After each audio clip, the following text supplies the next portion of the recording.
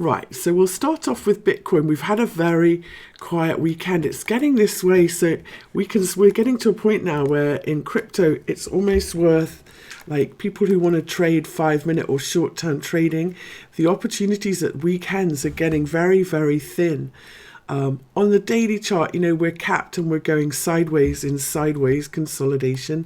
Still, no sign of a bottoming pattern. And what's concerning me about this weekend's trading is that we weren't able to get above this 50% of the rally. And that very often, is corrective. Also, we've got this second swing here. If we measure this bounce and then we project from the second bounce, it was 618 of the first one. Since then, the price action has been very choppy, overlapping, and still corrective. So if you had put a gun to my head and said, which way is this consolidation going to break? I have to say it's to the downside. So if you're all long Bitcoin, I would put your stop very tight underneath around 6,500. As a swing trader, because if this wedge breaks to the downside, we're going to retest the lows and potentially new lows, because all of this bounce has been a correction. So keep your stops tight. We, all the time that we're going sideways, and people like Mike Novogratz are saying, and people are starting to say that we've made a low and whatever, that then, we're not, we're sucking people in, and then it's going to probably break to the downside. Now, if we broke to the downside and then we made a false break of this 6,000 level and then bounced hard, something like that to me would be bullish. That would be very bullish price action. So how we react when we get down to this 6,000 level would be a big deal. And especially if big hedge funds are now buying, then they'll be defending 6,000 and 5,800. And so then we might see some money deployed to defend the level. So that's how I'm looking at Bitcoin. Now, if we have a close above sort of 67.75 or something like that, that's fine. And then I think, I've drawn a trend line from the highs. It's a little bit woolly, this. And as you know, I'm not a huge fan of trend lines. Actually, I could probably bring it in because I don't have it very tight.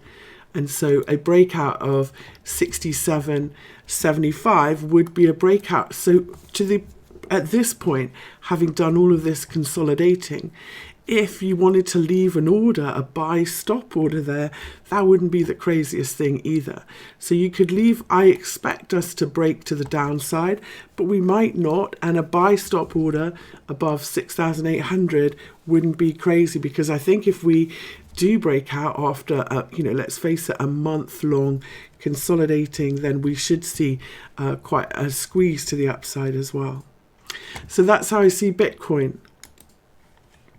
Same thing in Ethereum. We're all talking about, let's talk about Ethereum and this trend line. I'm not a fan of trend lines when they're super steep like this, and unless they're in a declining wedge, which I was hoping this was. And we could really draw this as a declining wedge. But when you break out from a declining wedge, you really want to see some momentum to the upside. And we haven't seen that in Ethereum yet. I'm a huge fan of this level that we're bouncing on in ETH.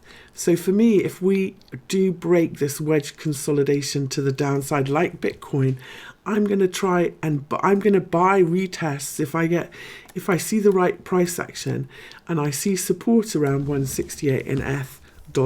I think it's a good buy if we get the right price action. By that I mean if we trade underneath this level 168.66 and can't get back above it, that's not what I want to see.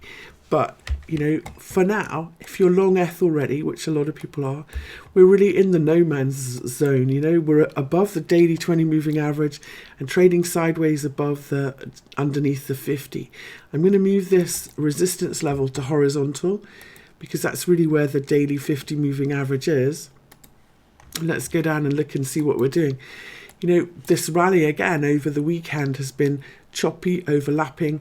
We're starting to get a little bit of a double top look. Whenever you see a double top, that's always a warning. So although I expect Ethereum to break down from this pattern and head lower and retest the lows before higher, just because of this ABC nature of the rally.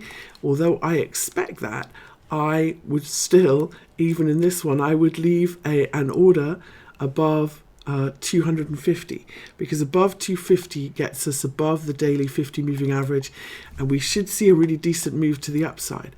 So if we break to the upside in Ethereum dollar, our first target would be 310 from 250, and then we should count back from there, and then the next target is going to be the daily 200 moving average. So 310 and then 460. If we do the same in Bitcoin, I realize I didn't say the Bitcoin targets. So if we get a breakout from this consolidation in Bitcoin, our first target is going to be these prior highs and the 200 moving average, and that's going to be around 7,300, 7,400. And then above those levels, we're going to look for our 236 fib retrace, and I'm going to look for the big one from the highs, because if we break out from that wedge, this will be a big deal and we will have big targets. So let's see where that is. It's there we go. 9,170. So 9,170. So we'll have 7,300 and then 9,170 for next for Bitcoin, and then we'll have to widen our wedge like this. But for now, I'm going to leave it like that and say above 5,750 will be a break to the upside, and you can leave a buy stop order. Hopefully they don't run it. Make sure you if you do that with a buy stop order, very often with a lot of brokers you can't put a stop loss at the same time. So if you put a buy stop order, make sure you also put a price alert so you're alerted that you've been filled there, because then you have to come back and manually put in a stop loss if you are able to. I realize not all brokers are able to, but you need to have a look, because you don't want really a false. It's Bitcoin, crazy things can happen.